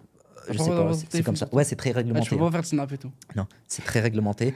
Normalement, dans les règles, il faut courir, il faut pas marcher. Il y a beaucoup de monde qui ont marché. Moi, j'ai couru. T'es un sportif. Ouais. Tu représentes le sport. Mais imagine, tu cours trop vite et la flamme, elle s'éteint. Elle s'éteint pas. Elle s'éteint jamais? Non. Et même avec le vent? même avec le vent. Et du coup, tu vois, ce qui est intéressant, c'est que tu peux voir quand même tout ce qui se passe dans l'ombre, en fait, derrière le rideau. Tu vois comment, en fait, ils conservent, parce que la flamme, ils ont un petit boîtier comme ça, ils gardent la flamme dedans, parce qu'il ne faut pas qu'elle s'éteigne. Ah oui. En fait, tu as une sorte de les gardiens de la flamme qui restent H24 à côté. C'est très drôle. Je me dis, putain, mais c'était une sacrée expérience. Donc, tu vois un peu ce qui se passe derrière. Le matin, tu as un débrief de la journée. Et ensuite, on monte dans une sorte de minibus. En fait, tu vois, on dépose une personne à la fois, il va porter la flamme, et ensuite, chacun chacun a son une tour, sorte... en fait. C'est ça, exactement. Et en fait, tu as une sorte de point comme ça sur la carte, tu cours Et du coup, 400 mètres. tu cours pendant combien de temps? 400 mètres? 400 mètres. Ah, tu fais que 400 Ça va mètres. super vite. Ça va super vite. C'est que moi, jusqu'à présent... C'est quoi? C'est 1 minute 30, même pas. Ça va super vite. Ouais. Moi, j'ai pas de souvenir au fait tu vois, des 400 mètres. Ça s'est passé super Et vite. il y avait déjà. Moi, je me rappelle beaucoup de gens. Ah bah oui, tu vis comme une star le jour J, c'est Ah, comme incroyable. une star, carrément. Les gens, ils prennent des selfies avec toi, Ah ouais. ils crient, les enfants, ils crient, ah oui, messieurs, ouais, machin, quoi. C'est un truc de malade. Ah, mais et t'es dans le bus, mais quand tu portes la flamme, les gens, ils courent. Tout le monde te filme, en fait, t'as l'impression d'être une putain de célébrité, c'est incroyable. Tu cours les 400 mètres, tu descends de bus, on te donne la flamme, tu dis, allez, c'est à toi de jouer. Je dis, allez, il faut pas foirer ça, il faut pas le faire tomber, il faut courir, il faut tout faire comme il faut. Allez, Tu courais avec on le sourire. respire, c'est ça, on respire, on court, parce que tu imagines le faire tomber. Il y a une caméra qui diffuse live pour je sais pas combien de personnes, tout le monde te regarde, tout le monde filme Bah, et tout moi, ça. si ça tombe, ça fera des millions de vues. Euh, Ils vont te connaître après. Peut-être. Tu m'as dit qu'il faut faire des choses extraordinaires pour être une personne C'était extraordinaire. très modeste. Tu sais, si jamais on repasse Ah, la, mais c'est fini, la c'est flamme. une fois tous les 100 ans. Hein. Donc, Et même avant de porter la flamme, je regardais un peu. Enfin, qui a porté la flamme par le passé. Je vois Ok. les Muhammad Ali, les légendes. Je dis, ah ouais, incroyable. Maintenant, il y je a vais faire Azem partie Nader. de l'histoire, quoi. Tu vois. incroyable. Ouais, c'est incroyable. Après, tu portes la flamme, ça passe super vite. À la fin, tu te mets devant la caméra, tu allumes le truc de l'autre, Magnifique. et puis basta. Et il y a quelques jours, j'ai reçu un petit livret comme ça. Ils ont noté les histoires de tous les porteurs de la flamme. Ils Ok. m'ont envoyé un petit livret, ça fait plaisir. Avec ton histoire. Ouais. Il ouais. parle aussi de la Guyane française. Ils parlent de tout. Ah, de tout. Ah oui, ils parlent de tout. Et de Et tout ce qu'on rapport parle de aujourd'hui. sport, non. Même Là- plus. Là, on parle un peu plus de détails. Mais là-bas, Ok. c'est juste une page où Ah, d'accord. ils décrivent un peu ton parcours. Et même, j'ai aussi le ring de la flamme. Tu vois, on te donne aussi quelques cadeaux. Enfin, je t'enverrai les photos comme ça, tu les mettras Avec sur les plaisir. vidéos. Le ring de la flamme, en fait, il y en a très peu aussi. Et ils te le donnent, Le tu le quoi gardes chez toi. Le ring, en fait, c'est Le une sorte ring une sorte de truc comme ça. Tu parles du en rond. ring où tu te bats. Non. On appelle ça le ring de la flamme. C'est en fait une sorte de pièce comme ça en métal, tu vois, Ok. qui est au Ouais. milieu de la flamme. Enfin, je t'enverrai les photos. Et en fait, on te le donne comme ça. Moi, je l'ai cadré dans mon bureau. C'est un joli souvenir. Sachant que tu peux pas les acheter, tu vois. C'est un truc Ouais, c'est limité. collector. C'est ça, illimité. collecteur. Non, limité, ouais. Exactement. Avec tout le parcours et toutes les anecdotes que tu as, c'est quoi ta philosophie? Je pense que tu dois avoir une devise, non? Il y en a beaucoup, hein. C'est vrai? Ouais. Si tu pourrais m'en donner une. Une petite devise signée Azem Nader. Je vais t'en donner plusieurs. Bah tiens, Allez, vas-y. parce que tu poses des bonnes questions. Et je vais te donner 2 réponses. Ok. Premièrement, là je le vois souvent, vraiment. Je pense que c'est un des problèmes principaux dans la société.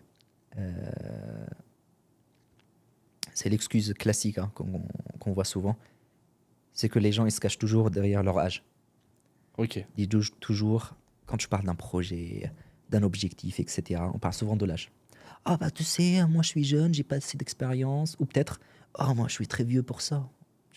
Mais on parle jamais en fait. On te dit jamais, ah bah là c'est bon, là t'as le bon âge, vas-y lance-toi. Soit on te dit, bah t'es jeune pour ça, Ok. soit on te dit, t'es vieux pour ça. Tu vois. Moi je pars du principe que l'âge c'est qu'en chiffre. C'est qu'un chiffre. C'est qu'en Moi, je ne chiffre. parle pas d'âge. Je parle jamais d'âge. Et l'autre jour, c'était quoi? C'était pendant les vacances. Quelqu'un me demande, t'as quel âge? Je dis, attends, j'ai quel âge? J'ai commencé à calculer. Vraiment, je parle jamais de mon âge. Même moi, quand je t'ai j'y posé la pense même question, pas. je pensais que tu me mentais. J'y pense même pas, tu vois. Et on me demande mon âge. Je dis, attends, alors, 2001, nanana. J'ai dû calculer. Et donc, en fait, pour te dire à quel point je m'en fous Ouais, de l'âge. toi, En fait, l'âge, il c'est, faut jamais. L'âge, tu t'en fous, quoi. Si tu te sens prêt, bah, tu lances ton projet. Tu te sens pas prêt, bah, Mais Je dans, pose dans des tous les- questions, dans tous les etc. domaines, l'âge, ça n'a pas dans d'importance. tous les C'est domaines. vrai? C'est vrai que ça peut te limiter dans le sport, mais en fait, Il faut jamais penser à l'âge, en fait. Vraiment, c'est une limite que les gens s'imposent. C'est comme un mur, en fait. Tu vois, tu construis un mur, tu te caches derrière. Ouais. Si jamais on te dit, ah bah alors, ton projet, il est où? Tu vois, et là, tu vas te cacher derrière l'âge. Ah bah non, en fait, je suis jeune, j'ai pas. Je parle avec beaucoup de créateurs d'entreprises. Il y a beaucoup de jeunes aussi, tu vois, qui ont des projets mais magnifiques, des bonnes idées et tout ça. Je leur dis, alors, bah, tu sais, j'ai pas assez d'expérience. Je vais travailler dans un CDI pendant 2-3 ans. Hmm. Je vais faire ci, je vais faire ça. Et après, peut-être, je me lancerai. Ah bah si tu fais ça, Et le tu deuxième, te le deuxième lanceras conseil, jamais. c'est quoi? Tu te lanceras jamais, quoi. Ah, euh, la vie est difficile pour tout le monde. Que ce soit en Europe, en Syrie, en Amérique du Sud, en Russie, peu importe. La vie est difficile pour tout le monde. Si tu T'as as une oublié l'Amérique entreprise, du Nord aussi. partout, partout. Si tu as une entreprise, c'est difficile d'avoir une entreprise Ok. et c'est difficile d'avoir un poste salarié. C'est difficile d'être en forme, c'est difficile de ne pas être en forme. Tu vois, C'est à c'est toi de difficile choisir d'être ta riche, difficulté. c'est difficile d'être pauvre. C'est juste à toi de choisir ta difficulté. Il n'y a pas, en fait, tu vois, un chemin comme ça facile, euh, parce que c'est une sorte de combat tous les jours. Donc, C'est soit sûr. choisis ta difficulté. Si tu veux, enfin, on va dire, tu vois, avoir une journée difficile, mais derrière, bah, tu es en forme, ton entreprise tourne bien, etc., bah, c'est beaucoup plus facile de gagner. Si au contrario, tu as une journée difficile, mais derrière, tu négliges ta santé, je sais pas, tu fais quelque chose que tu n'aimes pas, Hmm. t'as pas d'énergie au quotidien, bah, c'est très dur en fait de réussir à, tu vois, à surmonter les difficultés au quotidien. C'est quoi tes 3 objectifs de vie? Je veux dire, c'est quoi Avoir des ton enfants. goal? C'est vrai? Avoir des enfants, donc... 10. Combien? 10. Pourquoi 10? Tu as une Je équipe sais de pas, foot? c'est bien. Ouais. Mais vrai, c'est Et vrai ou l'équipe, c'est pas vrai? c'est un chiffre que je me fixe. Ouais. Ah, c'est vrai, 10. Avec 10. une seule femme? 10, c'est bien. Ça va dépendre de la femme, je sais pas. Donc, premier objectif, 10 non, enfants. mais c'est en fait, c'est vraiment la famille, c'est le truc le plus précieux que tu peux avoir. Moi, je sais que sans ma famille, j'aurais jamais pu être ici, quoi. Tu vois, on Ouais. a voyagé, on a changé de pays, etc. Il y avait des moments hyper difficiles, hyper Bien sûr. compliqués. Et mes deux frères sont mes meilleurs amis. On fait tout ensemble. On fait du business ensemble. On fait de sport ensemble. On parle de tout et de rien ensemble. Donc, tes deux frères, C'est ils travaillent avec vraiment- toi pour En- ils ont leur entreprise. Pour le média. On fait tout ensemble, en Ok. fait. Tu vois. Et même on habite ensemble. Pour te dire à quel point, en fait, vraiment, la famille, c'est Bien sûr. ce qui est le plus précieux du monde. Donc c'est pour ça que je me dis, bon, t'imagines, si j'ai deux frères et tu vois, c'est très bien, on kiffe notre vie, t'imagines si on était 10. Ah ouais. Donc, avoir 10 enfants, bah écoute. Ok, premier objectif, 10 enfants. Deuxième. Ouais,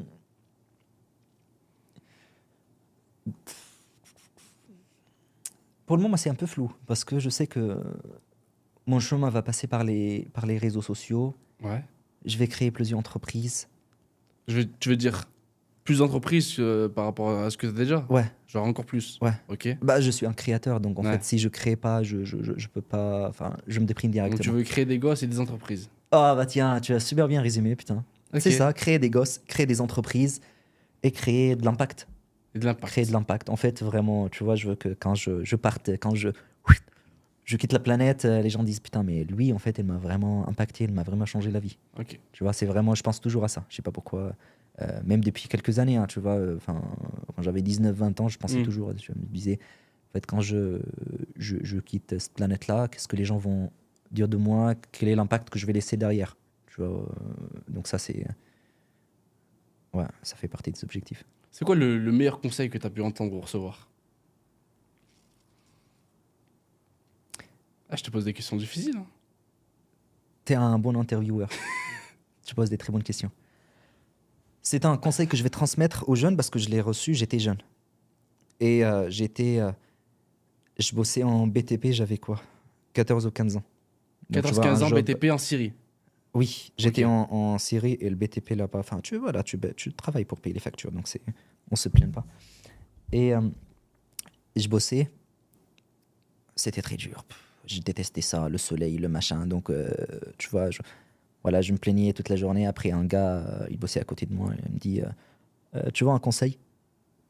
Je dis oui, vas-y. Tu vois, et c'est le conseil que j'aimerais transmettre aussi aux jeunes. Il m'a dit ferme ta gueule et sois reconnaissant. J'ai dit d'accord. Parce qu'il m'a dit t'as de la chance de travail. Tu vas rentrer à la maison. Tu vas Ouais. dormir. Tu vas manger. Ok. T'as de la famille.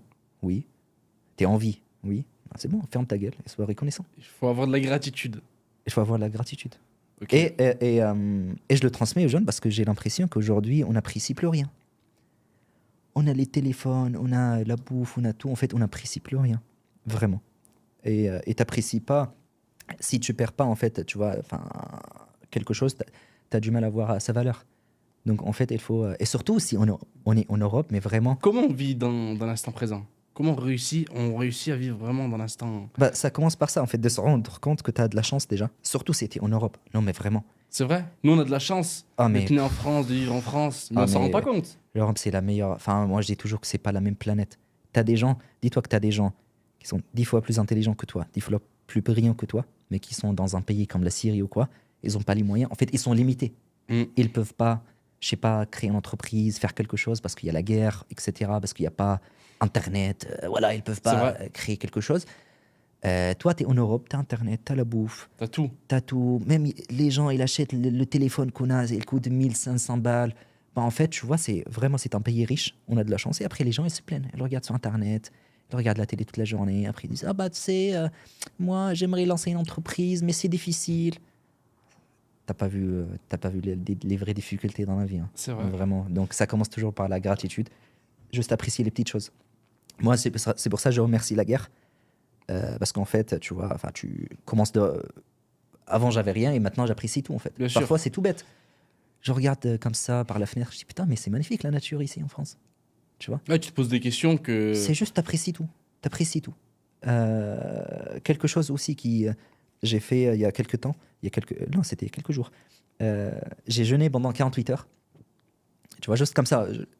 J'aime bien me mettre en difficulté pour, tu Pour vois, détoxifier justement, ton corps. c'est ça, Ok. parce que après, t'es fier de toi, après, t'es content. Bah, je pense que c'est le bonheur aussi, c'est de se mettre en difficulté Mm. et de s'en sortir. C'est vrai. Tu vois, quand tu regardes, c'est quoi le sport? Tu vas te mettre en difficulté. Bah oui. Et après la séance, tu te sens fier, t'es T'es content, fort après le machin. réconfort. Exactement, c'est exactement Et ça. après, tu manges quoi après le sport? Et du coup, tu vois, j'ai jeûné pendant 48 heures, tu crèves, t'as faim, machin. Après, quand j'ai fini les 48 heures, j'ai mangé. T'as Je mangé dis, quoi? waouh! Je suis allé à Steakhouse et j'ai bouffé du steak, de la viande, faire un gros truc comme ça. J'ai mis un gros truc de viande comme ça devant, tu vois. Ouais. Les gens me disent, ah, tu manges pas de salade. Oh, fuck la salade, laisse-moi tranquille, je vais bouffer Carrément, fuck la la salade. protéine. Ah ouais. Ça fait 48 heures que j'ai pas mangé de la protéine. Hein. Après, j'ai mangé des glaces et tout. Des glaces? Ah, je me suis fait plaisir. Ah, c'était un cheat meal. Ah bah oui. Ah ben, je fais moi le cheat meal quand je veux. Parce que je sais que je peux brûler des calories quand je veux. Donc, j'ai une petite addiction aux glaces. Je mange toujours des glaces et des céréales. J'adore ça. Je pars de principe qu'il faut se faire plaisir, tu vois. Si Oui, tu... mais vivre une vie extraordinaire, c'est. C'est ça, si tu fais vraiment tout, manges pas de glace, tu te fais pas plaisir, tu vas pas tenir la routine. Au contraire, si tu te fais plaisir, mais tu manges bien, mais tu fais de sport, là t'es... Oui, mais ça, je veux dire, tu manges des glaces et tu manges d'or, mais je veux dire, Ouais, c'est mais pas tu tout vois, le mais temps. c'est pour te dire que C'est une fois de temps en temps. c'est ça, même dans mon cas, c'est pas le cas. C'est vrai? J'en mange beaucoup quand même. Hein. Mais tu vois, mais j'ai tellement apprécié ce plat-là. Je me suis dit, waouh. Le steak. Pas le steak, juste en fait manger. Ah, Je dis, ah oui, mais j'avais faim. Et en fait, c'est le même principe dans la vie. Parfois, si tu vois que la vie est très facile, en fait, mets-toi en difficulté, ok. volontairement. Dis-toi, bah, tu sais quoi, je vais essayer de ne pas manger pendant 24 heures. Et quand tu vas manger, tu te dis, waouh, mais j'ai de la chance d'habitude, je peux manger quand je veux. Bah, déjà, quand tu fais le ramadan, tu le sens. Quand tu fais le jeûne. Pareil, Donc, pareil. Et donc, tu vois, en fait, c'est vraiment c'est ça. C'est se mettre en difficulté, s'en sortir derrière, et parfois se lancer des petits challenges au quotidien, en fait. C'est comme ça qu'on progresse. Parce que la vie, c'est une citation qui me présente bien. Une des devises, bah tiens. La vie, c'est comme faire de vélo. La vie, c'est comme faire du vélo. Quand tu arrêtes de pédaler, tu tombes. Ok. Dans la vie, il faut toujours, tu vois, progresser, avancer. Quand tu arrêtes d'avancer et de progresser, Tu tombes. tu tombes. C'est Et pour si ça, tu moi, tombes, j'aide- tu te relèves. Oui. Mais si tu peux éviter de tomber, c'est encore mieux. Ouais, mais c'est par l'échec qu'on réussit, non? Oui. Ça va t'apprendre des choses. Ok. Mais aujourd'hui, on valorise l'échec. Il faut quand même parce qu'il ne faut pas oublier l'objectif final. L'objectif final, c'est de gagner. Bien sûr, c'est de la réussite. C'est vrai que tu vas perdre, tu vas échouer. Mais c'est rare Oui, c'est de sûr. gagner directement, tu vois. Oui. Mais aujourd'hui, j'ai l'impression que l'objectif, ça devient l'échec, tu vois. Tu dis genre, ah, mais t'inquiète pas, je vais échouer, tout ça. Oui, mais l'objectif, c'est gagner. Tu vois, dans certains métiers, par exemple, échouer, ça coûte des vies. tu vois. Ah, ben oui. C'était un médecin, je lui dis, ah bah, t'inquiète pas, on apprend par l'échec. Allez, vas-y. Oh merde, il est mort. Allez, tac, tac. Bah non, tu peux pas. Donc, c'est vrai que oui, il faut apprendre ses échecs, il faut se relever et tout Ouais. ça. Mais l'objectif final, c'est de gagner. T'as tout à fait raison. Non, j'ai une petite question. Aujourd'hui, on est en 2026. Déjà. C'est 2025, ça passe vite. Hein. Dans 5 ans, tu te vois où? Est-ce que tu te vois avec 5 gosses ou pas? Un par année. Dans 5 ans, Ouais. maintenant, laisse-moi un peu de temps de créer des Ah entreprises. bah, je de sais pas, tu m'as dit communiquer. premier objectif des gosses, deuxième des entreprises. Donc, Pas dans cet ordre. Ça se trouve que je vais Ah, créer des ok. entreprises avant de faire des gosses. donc, Avant de créer des gosses. donc dans 5 ans, où tu te vois? Je sais pas si j'aurai le temps de faire un gosse. Tu sais, on va garder la vidéo comme ça, je reviendrai après. Parce que dans 5 ans, on sera quoi, 2031? Ouais, Ouais, c'est ça. 2030, 2031. J'aurai quel âge? Attends, j'ai quel âge maintenant? Vas-y, 24. compte. T'es né en 2001. J'aurai 29 ans. Oui, eh bah tiens, oui, bah oui, je ferai un petit gosse, pourquoi pas? Un ou deux, ça va dépendre de. Elle est magnifique là cette aussi. interview. Hein. Un ou deux gosses, ouais. Et ensuite? Déjà, en termes de. Tu vois, il y a deux objectifs pro. Ouais. Premièrement, maintenant, je commence. C'est vrai que c'est important de prioriser le chiffre dans l'entreprise, développer la d'affaires. boîte et tout ça, ouais. Ok. Ce qui m'intéresse de plus en plus, c'est l'impact. Tu vois, c'est en fait combien de personnes est-ce que tu es capable de toucher sur Internet, les vies que tu vas changer, entre guillemets. Parce que l'argent, oui, tu gagnes de l'argent, tu vas partir en vacances, tu vas les dépenser, etc. Je suis un grand dépenseur en plus, donc ça vient vite, ça part vite. Mm. Par contre, l'impact, ça reste. Tu vois, quand je fais de temps en temps, moi, des interventions comme ça auprès des jeunes pour, tu vois, partager mon parcours et les motiver. Et parfois, je reçois des mails, des gens me disent, ah bah, tu sais, grâce à ton intervention, j'ai fait X, j'ai fait Y et machin. J'ai dit, waouh, des choses comme ça, tu peux pas l'acheter. Tu vois, Oui. l'impact, en fait, ça n'a pas de prix. Tu es là sur cette planète-là, chacun est différent, chacun a un parcours, chacun a un talent. En fait, tu es là pour utiliser un peu le kit que tu as pour tu vois, faire un impact, pour impacter les autres. Donc, je trouve qu'il y a. Aujourd'hui, le meilleur moyen d'impacter les gens, c'est via les réseaux sociaux. Donc, ça va, dans mon cas, passer par les réseaux sociaux. Donc, développer mes réseaux sociaux à fond, développer mes entreprises, avoir des équipes et tout ça. Et puis d'ici là, j'aurai le temps de faire des compétitions. Ouais, j'aime bien. J'ai fait une première compétition de boxe l'année dernière. J'ai kiffé Tu l'expérience. fais de la boxe anglaise? Savate, boxe française. Boxe Qui est point. français? La seule différence, c'est que en boxe anglaise, tu fais que les points. Là, tu fais points, mais tu fais les pieds aussi. Donc, tu peux utiliser les jambes. Et donc, Ça, c'est génial aussi pour frapper les gens. C'est bien. Et j'ai fait une première compétition en décembre, Tu l'as gagné? bien sûr. C'est pas vrai. Si. C'est vrai? Et j'avais 7 jours de préavis en plus. J'avais même veut pas dire le quoi, temps. D'habitude, il faut quand même quelques mois pour préparer une compétition. Ok. C'est le temps de t'entraîner. Ouais, voilà. prise de masse. Moi, j'ai eu perte, l'info 7 jours avant. C'était un vendredi. Comment et ça se fait? il y avait une compétition le samedi, du coup, à Lyon. Ok. Et enfin, pas le samedi d'après. Il Oui, y avait oui, 8 une jours. semaine après. Je me dis, ok, allez, je suis chaud, let's go. Et j'avais 2 jours d'entraînement, donc je me suis entraîné. Après, on discutait avec mon coach. Je lui ai dit, du coup, comment je peux faire pour m'entraîner? Il a rigolé, il m'a dit, ah bah alors là, tu peux rien foutre là, juste va à l'église, prie, et c'est bon. J'ai dit, ok. Ok. Et après, tu vois, c'est mental avant tout. Hein. Donc, physiquement, j'étais prêt. Et puis, mentalement, je me suis préparé. Puis, tac, j'ai gagné le jour J. Donc, c'était une très belle expérience. Donc, t'es une personne qui ne devait pas faire la compétition. T'intègres la compétition et tu la gagnes.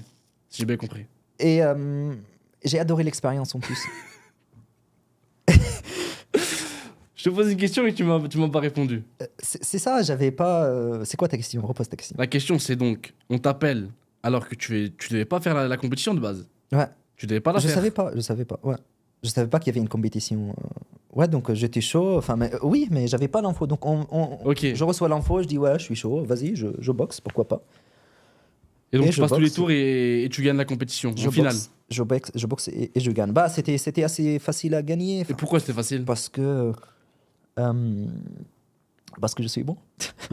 Non, parce que c'était en fait c'est entre clubs, donc tu boxes un gars. Tu vois, t'as pas en fait plusieurs compétitions à faire la même journée. Ah, mais c'est pas la même journée.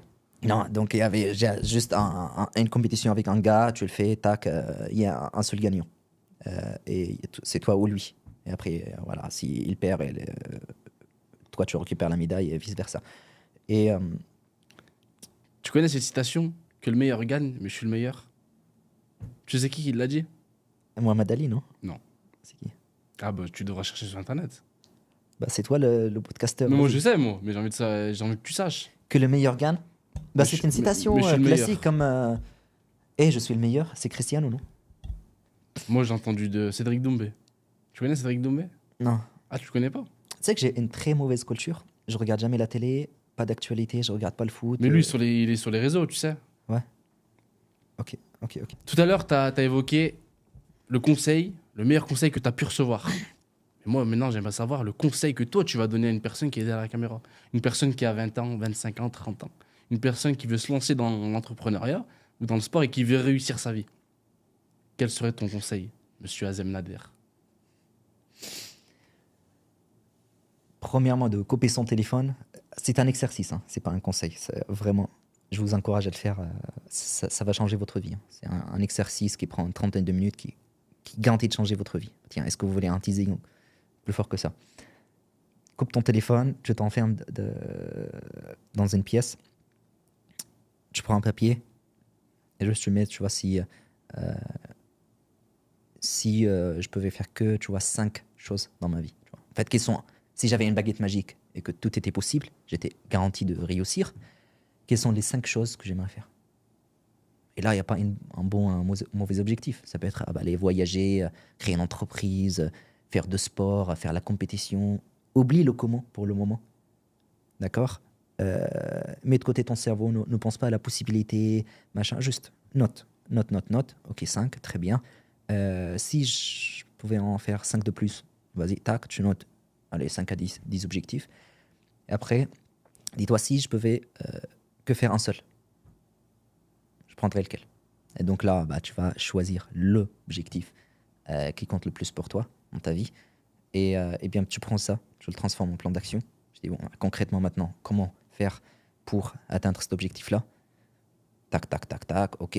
En combien de temps est-ce que je pourrais l'atteindre? Tac, tac, tac. Maintenant, tu as un plan d'action. Tu fais partie des top 10% des gens sur la planète qui ont un plan d'action, qui ont un objectif clair et qui ont un sens, on va dire, pour leur vie. Et puis, toutes les semaines, tous les jours, tu avances un pas, 2, 3 vers l'objectif.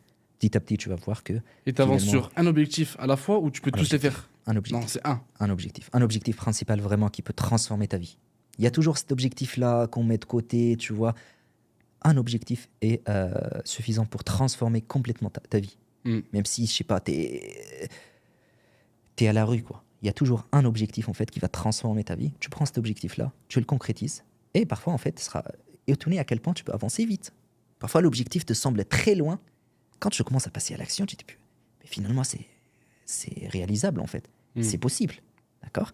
Et deuxièmement, si, je sais pas, je fais un peu plus, donc si, je sais pas, j'ai une tâche par semaine, et j'en fais aller 2, 3 par semaine, bon, au lieu d'y arriver dans 5 ans, je peux le faire en 2 ans. Ouais. Et petit à petit, en fait, tu vas voir que ça va transformer ta vie, ça va transformer, en fait, ta vision des choses. Ok. Merci beaucoup, monsieur. Merci pour tes questions. C'est vrai, t'as bien aimé? Oui. T'as kiffé? Tu poses des bonnes questions. Hein. Ah ouais? C'est bien. C'est vrai? Bah, merci beaucoup. Yes. C'était Yanis Pedar sur On se rencontre. Fais un petit clap de fin. Allez, merci.